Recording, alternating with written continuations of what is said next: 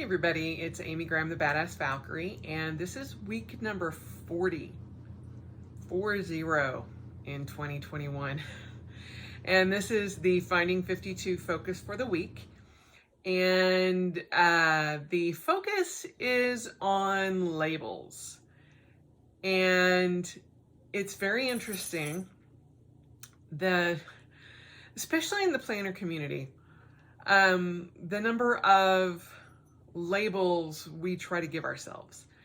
And I have learned and come to realize that sometimes putting labels on yourself or using labels to describe yourself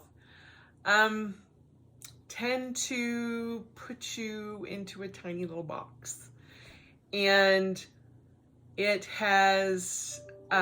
been interesting this past week.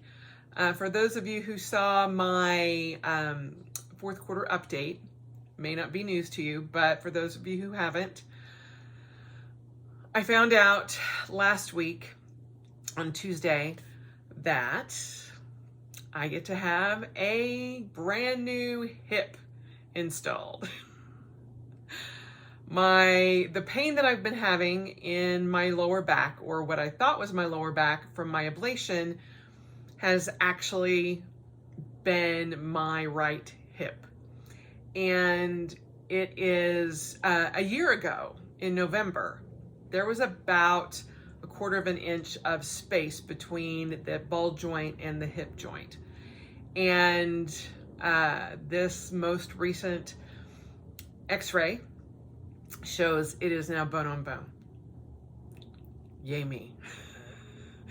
And it's funny because I posted on my Facebook page that I don't do anything half-assed, but I guess technically that kind of sort of is half-assed because only one hip technically needs to be replaced right now. Interestingly enough, even though my right hip is bone on bone, my left hip has more osteoarthritis in it. So I have no idea what's going to come down the pike on Wednesday when I go in for my hip evaluation with the surgeons. But yeah. And that kind of threw me for a loop. I thought, that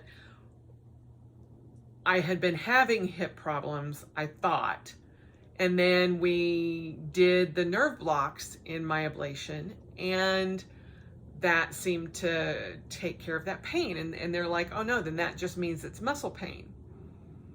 Yeah, it wasn't. And so I had those worries. Then I had those worries alleviated, and now those worries are back with a vengeance.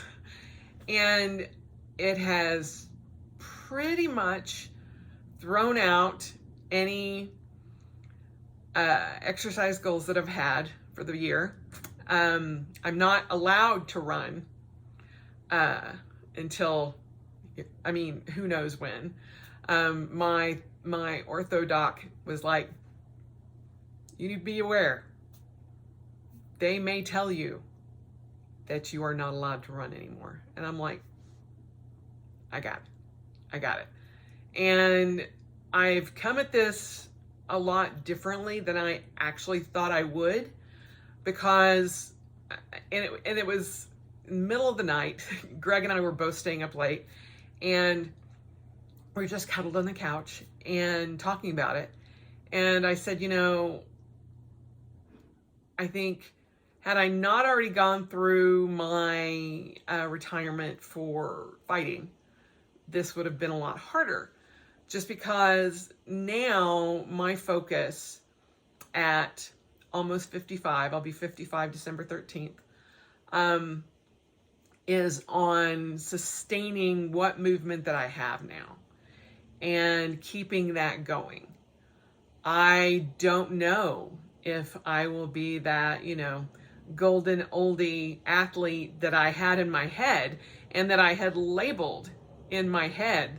I wanted to be that old chick that's, running a marathon at 70. And I'm like, I don't know if that's going to happen. Although, interestingly enough, most people who have had a hip replacement are like, it will do miracles for you. And I'm like, I hope so. I truly hope so. But I'm not getting my hopes up to that point yet. Although Greg and I were like, well, it is the first step to my robot body, because it'll be a titanium hip, most likely. And I will probably need both done eventually, but we'll see what happens.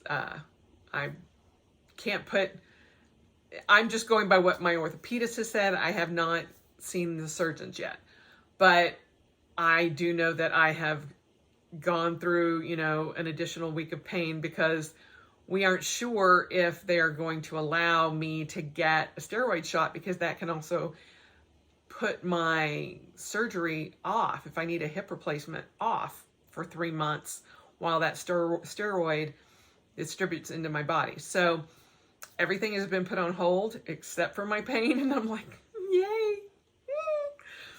But I go into that just because, you guys have been on this whole roller coaster ride with me. And now I'm like, okay, I know in my heart I will always be an athlete, but I don't know what that looks like. And, on top of all of that, going through my mom's apartment, thankfully, we are almost done. We turn in the keys on the 11th. And yesterday, Greg, myself, and my older brother worked very hard to get so much thrown away and donated. We have now gotten rid of more than what's left in the apartment. But we loaded up my Tiguan with all the seats down twice for donation. And we filled up another dumpster at her current apartment with just trash and things that we're just like, yeah, no, nobody's going to want this. We're just throwing it away. And then my brother took some of the furniture that was not in great condition. And he works at a cabinet shop. And so they actually burn stuff for fuel for the cabinets, burners and stuff. So he took a lot of the wooden furniture that could be burned down there, or back with him. And so there's still a lot, and we still have to figure out how we're going to move a piano between Greg's bad back, my bad back, and my brother having had a heart attack, 2 years ago. So, yeah, I'm fairly sure we're going to hire piano movers, but then it's like, well, we're hiring movers to move a piano. Can't they move the rest of the stuff? I don't know. That's this week's Amy's project to get worked on. I also have to go see my mom on Tuesday. I had to take time off work because we have to have a Social Security call and all of that. But again, tangent, but putting labels like daughter, sister, wife, all of these things, and I'm not saying it's bad, and I am all of those things, but it's hard for me to balance all of that right now. And so it's like, oh, I gotta be the wife now. And, then everything else kind of falls off. Or no, now I've got to be the daughter and everything else falls off. And so trying to even out those labels and figure out, I'm just me. And I can only deal with this in certain ways. I do have to compartmentalize things just because of, various relationships, etc. And it can also even go past the point of like personality. Like, what set this whole thing in motion in my head was online. I saw some people talking about the Myers-Briggs test, and I float, and it just depends on where I'm at that time when I take that test as to where I fall. I am pretty much an extrovert. I mean, I will go to the extent of saying that I have been in the past an extreme extrovert, but I don't know where I'm at now, simply because the pandemic has changed me, and it has changed certain things in my personality, even that I'm just like, I can't do that like I used to anymore. I can't be like that anymore. And there are just things that have changed. I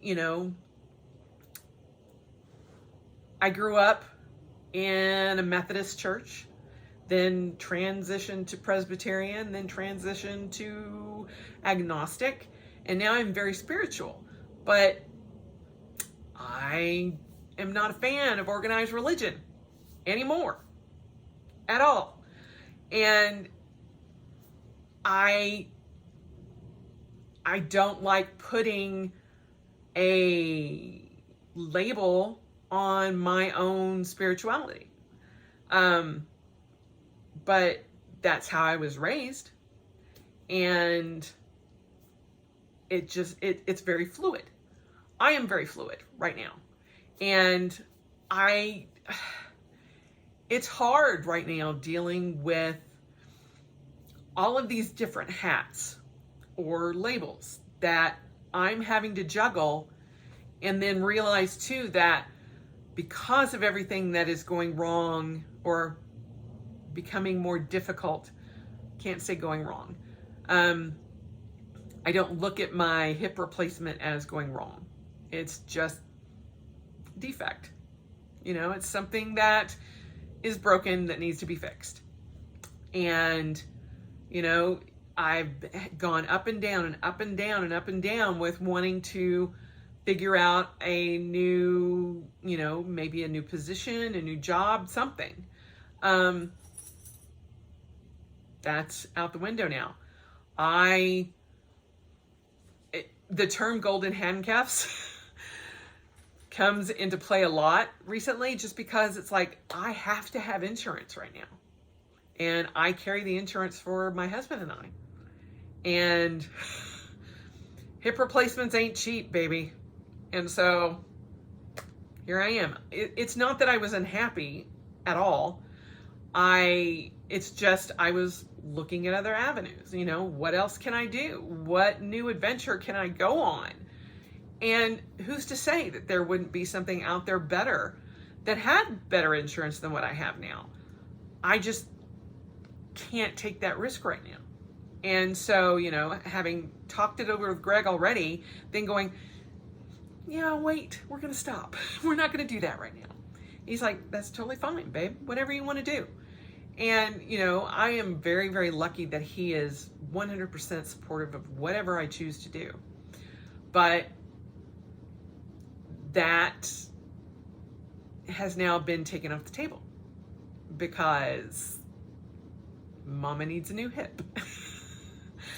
And so a lot of things in my life right now are fluid. We're having to move my mom to a different assisted living center because of, funding and all of that kind of thing. And it's just a lot of juggling. And I can't put labels on those balls anymore and go, okay, this is it. This is what this is. No, because there have been so many transitions into so many things. Even my mom made the comment, my goodness, it seems like you're the adult now and I'm the child. And I'm like, yep. And it was a lucid moment for her, and it just drove it home. I'm like, still the daughter, still the least favorite daughter, still the least favorite child, but here I am taking up this gauntlet to get everything done just so it's off my plate and we have kind of an even keel going forward. Balance, trying to figure out that balance. And, you know, it's very interesting the way life throws all of those balls that you're supposed to keep up in the air at you. Mostly pegged at my head right now. Kelly, my best friend, she's like, you seem a little stressed. And I'm like, really? You think? But I also kind of feel, okay, I know what I got to get done. I know I can't limit myself. I have to get through this regardless. And I got to do what I got to do. And my husband has made comments several times like, after everything you have gone through all of your life, I cannot believe that you are here doing this with your brothers. And I'm like, I'm not going to leave it to them. That wouldn't be fair, you know? And so it's just a part of who I am. And I know all of those labels are part of who I am, but I guess the message I'm trying to get, hello tier, is those labels don't define who I am. You know, it doesn't matter what the Myers-Briggs test says. It doesn't matter what, you know, personality tests you take. It doesn't matter any of that. It can give you guidance, but everything that matters is inside you. And you have to deal with that in whatever way that you can. And I kind of look at it as they're categories in the brain of Amy. God, I think, I wish I could remember what the movie was. I always forget the name of the movie, but it's where, I think it's Chauncey, I can't remember. And I've said this on this channel before, where, and I want to say it's The Stand, but I know it's not The Stand. He had, in his brain, it's like a warehouse of all of these boxes of files. And in order for him to file something new, something old has to be gone. And Chauncey, I think that's his name. And anyway, in his brain, that's how it's filed, is this big giant warehouse, boxes full of files. And that's how I kind of deal with things is, okay, well, okay, I have to deal with this. I can't have this animosity going on in my brain the whole time. So that file's just going to go away. And, or I have, you know, okay, now we got to worry about a hip replacement. Okay. I can't worry about my running miles anymore. It's a moot point. That file goes away. And it just, I get rid of it. And even though, you know, I'm trying to label all of these different balls in the air, they're going to change. And sometimes multiple times a day. And I'm just trying to, you know, get through it. But I'm also trying to not let it define me. You know, I made a joke online when I posted about that I'm officially now an old lady with a bad hip, that, you know, I will still continue to fight within the SCA fighting rule standard, but mostly because I want to be able to go, you just got your ass kicked by an old lady with a bad hip. And I made a joke of, you know, I might even make t-shirts. And I'm like, that would be kind of funny. And so many people were like, I want one of those t-shirts. I'm like, well, you got to fight me first. But I know in the future, I will figure out a way to do that. I know that in the future I will figure out a way to run or walk if I can't run. I am allowed to do spinning every other day on my indoor bike. I can't do it on my outdoor bike because my orthopedist is afraid that I will fall and shatter my hip, and then that would be even worse. So till I get the hip replacement, very limited things that I can do. But I know that in the future, those balls will be back up in the air. But I'm trying very, very hard not to, I want to say not to label those balls, but not to label the fact that I'm no longer an athlete, because I still am. But conversely, saying that I still am is kind of using a label. But again, using labels to help you figure out who you are, but don't let them define who you are. Don't be limited by them. The thing that got the spinning was, people talk about, well, I'm an ENW whatever, ENFJ or whatever they are. I can't pull them out of my head right now. And so they go by that. And that's like, well, I can't do that because that's against my Myers-Briggs, whatever. No, you can totally do that.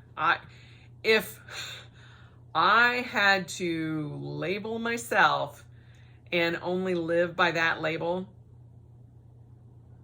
goodness gracious, that would be an entirely different Amy that you guys would ever see. I mean, y'all know my channel is chaotic at best. I don't know of anybody else that has a channel that deals with fighting, running, triathlons, planners, and whatever else I want to talk about. I don't feel the need to put it into this tiny little, pathway, because I am not that way. I have so many interests in so many things, and I don't like to pigeonhole myself.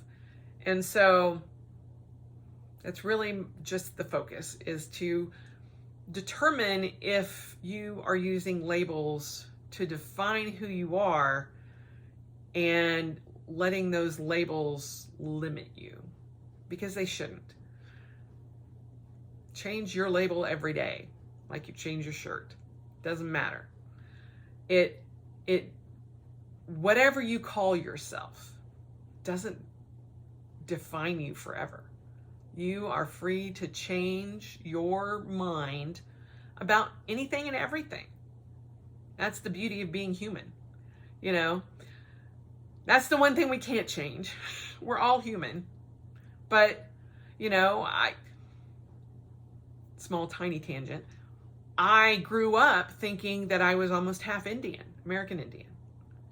And I get my ancestry, my 23andMe DNA test back. That's 3% American Indian. And I am mostly Irish and Scottish. A little Norwegian thrown in there. And I'm just like, I never knew that. But I just had a certain way of thinking about my heritage. And, until we had all of this genetics testing, you had to go by what came down from your ancestors. And, who knows? But it's just me. Just me. And, the one label I'll go with is Amy. That's me. Although even that is not even correct, because I was born Kimmy K. So my name got changed when I got adopted at 3 months. It's not even that. I could change my name to whatever I wanted to. I changed it. I hyphened it to Wolschlager Graham. And, I still go by Amy Graham, but that's not my full legal name. So labels are what you put into them. And trying not to let them the labels that you have dictate who you are is what the focus is about, really. I know I've gone like 17 different ways today.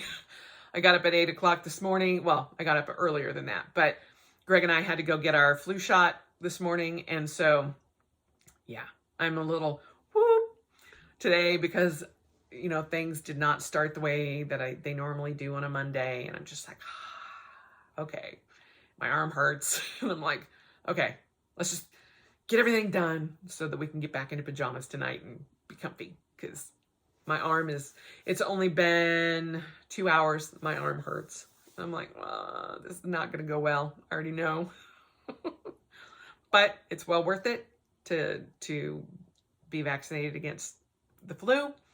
And hopefully, probably by the end of the month, Greg and I will get our booster shot, our Pfizer booster shot, hopefully with enough time that we recuperate and are able to celebrate our 24th wedding anniversary on Halloween. Here's hoping. So anyway, labels. Just think about how you use them with yourself. You should not ever try to label other people, because that's their thing. Anyway, that's the focus for this week. Week 40. 3 months. 12 weeks till the end of the year. So here's hoping that, you know, some of the little micro goals that I have set for October, November, and December will get done. Especially amidst my new hip situation. My new hipster status. Anyway, I hope you guys have a good week, and I will talk to you soon. Bye.